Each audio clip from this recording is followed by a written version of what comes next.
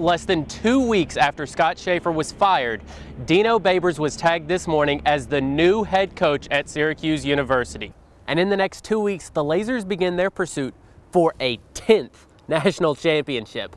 And when it's all said and done, this one could be the most special because the national semifinals and finals will be played right out here at David W. Murphy Field on the OCC campus. Thanks to 4 goals by Brianna Fazio, the Lemoyne women's lacrosse team routed the University of New Haven 11-5 to improve to 10-0 on the season, 7-0 in Northeast 10 play. Braxton Davidson faced a Major League pitcher the first time he played here at 5 County Stadium. Now faces Major League hopefuls every time he steps up to the plate in his 3rd year with the Braves organization. 2-on and the 1-0. Davidson swings and drills. Davidson's first game at 5 County Stadium was the 2011 state championship game. The pitcher, Carlos Rodon. His memory, domination. Dude, he was so good because I was like 14 at the time, 14 or 15, and I've never seen a dude throw over 90 at the time. And Carlos Rodon being 6'5", 220 pounds, just throwing 92 to 95 would sink and cut. It wasn't fun. I mean, I was a 5'11" freshman in high school. Davidson plays against guys doing that every day now as a member of the Carolina Mudcats. It's pretty cool just having good memories about playing in here again and being close to home. It's always good to go back home when I can. Being close to home has its definite advantages for him. My mom came and saw my first ever Grand Slam, which is pretty cool. And it's just special to be close to home, and so I don't get homesick or have to worry and this and that. And so, but on an off day, like I go home, get some home cooked food and. That home cooking has helped the outfielder become the Mudcats' best overall hitter. He's leading the team in home runs and RBIs. But still, he knows he needs to get better. Every aspect of my game can get better. You really can't stop not getting better because then you're not going to be a good ball player. So if you keep getting better, keep adjusting to the game, you can be the best you can be. For now, he's enjoying where he's at. I like it there. I like home. It's Asheville. Zach Francis, WRALSportsFan.com. And Davidson caught it to end the inning. Zebulon. A diving catch in right field and 1 left on for the Nationals. JP Arencibia knows the struggle of trying to make it to the major leagues. He's made it there with 3 different clubs. He also knows what it's like being sent back to AAA. I've been fortunate to have quite some time in the major leagues, and AAA is one of those places where guys can be bitter. But he keeps it lighthearted as he tries to make it back up to the show. Last year, he made the climb with the Bulls. This year, he's trying to do it again. This game is like kind of what have you done for me lately, and unfortunately I'm just back here trying to prove my worth again and hopefully have an opportunity to help the team back up in the major leagues again. Beeline says even though this season didn't go as planned, he still has high hopes and goals for the Dolphins in the coming years. Eventually get to the NCAA tournament and win a national championship. I think that's the end goal. So I think once we get to that NCAA tournament, who knows what can happen, and eventually bring a national championship here to Lemoyne.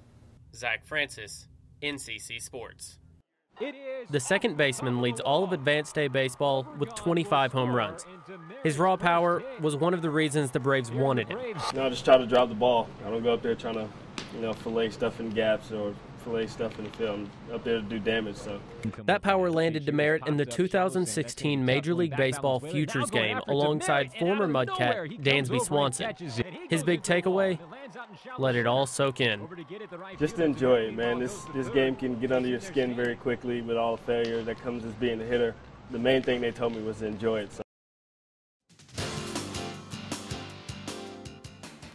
Welcome back to NCC Sports. I'm Zach Francis. Well, former Cicero North Syracuse and UConn basketball star Breanna Stewart has had a busy few months. Let's see, she won her 4th straight national championship, got drafted 1st overall in the WNBA draft, made her professional basketball debut, and now she signed her first international deal with Shanghai of the Women's Chinese Basketball Association. Now we head to LAX. No, not Los Angeles, but Lemoyne Lacrosse. The Dolphins start the season at number 2 in the Division II polls.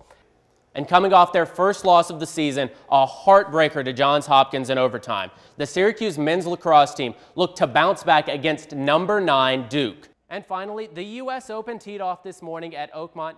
But there hasn't been a whole lot of golfing going on today. It's been suspended 3 times, currently in a rain delay, but that won't stop us from providing a full leaderboard. Andrew Landry, he's the current leader at 3 under through 17. And Bubba Watson, he's tied for second, 2 under through 14.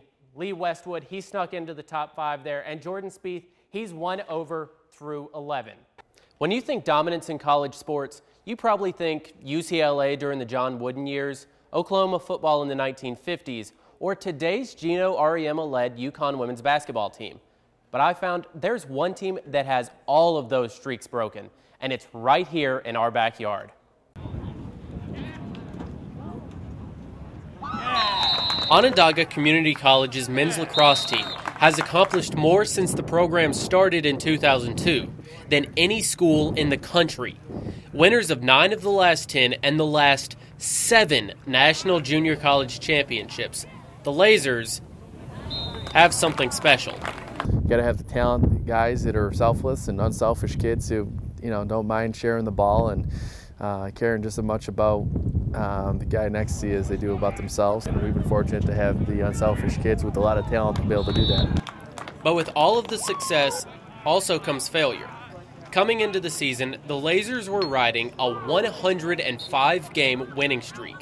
But after 2 wins to start the season, an early season trip to Nassau Community College gave OCC something they hadn't experienced in 6 years, a loss. And no one's unbeatable. We always knew that. I don't think in the media, at some point they thought we were unbeatable. We knew we weren't. We knew eventually that we're not going to have a game go our way. We're going to lose, and that's just part of playing sports. And in the next 2 weeks, the Lasers begin their pursuit for a 10th national championship.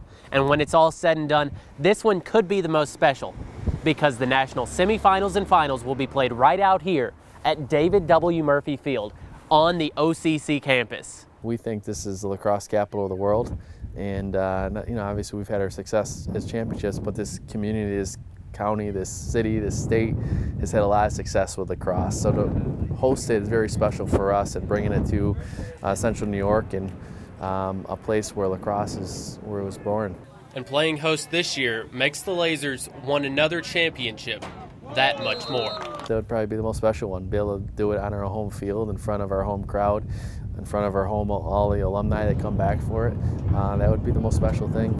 For NCC Sports, I'm Zach Francis.